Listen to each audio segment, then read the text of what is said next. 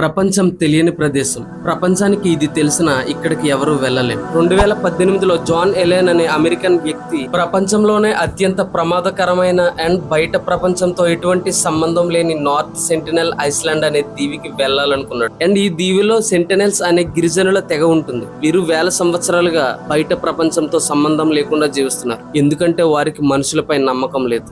ఇక్కడకు వెళ్ళటాన్ని భారత ప్రభుత్వం కూడా నిషేధించింది. అయినా కూడా జాన్ ఎలెన్ అనే వ్యక్తి ఆ దీవికి వెళ్ళాడు. వారితో స్నేహం చేయడానికి, వారితో మాట్లాడడానికి ప్రయత్నించారు. ఆయనను ఒక ప్రమాదంగా భావించిన ఈ సెంటినెల్స్ ఆయనను చంపేశారు. సో ప్రపంచంలో చాలా తెగలు ఉన్నాయి. వీళ్ళు కొంచెం ప్రమాదకరం అండ్ వారు ఇప్పటికీ కూడా ఐసోలేటెడ్ గానే జీవిస్తున్నారు. చాలా ఏళ్ల క్రితం వారిని కాపాడడానికో లేక వారిని స్టడీ చేయడానికో క్యూరియాసిటీతో అండమాన్ దీవులకు తీసుకొచ్చారు. అయితే వాళ్ళకు ఇమ్యూనిటీ పవర్ తక్కువ ఉండడంతో చిన్న చిన్న వ్యాధులకు కూడా ఇబ్బందికి గురయ్యేవారు అండ్ కొంతమంది చనిపోయారు కూడా. అందువల్ల తర్వాత కాలంలో గవర్నమెంట్ ఆఫ్ ఇండియా ఒక స్పష్టమైన నిర్ణయాన్ని అమలు చేస్తుంది. వాళ్ళను అలాగే వదిలేస్తే వారిని కాపాడినట్లేనని ఆ తీరం నుండి 5 కిలోమీటర్ల దూరం వరకు ఎవరూ వెళ్ళకూడదని నిషేధించింది.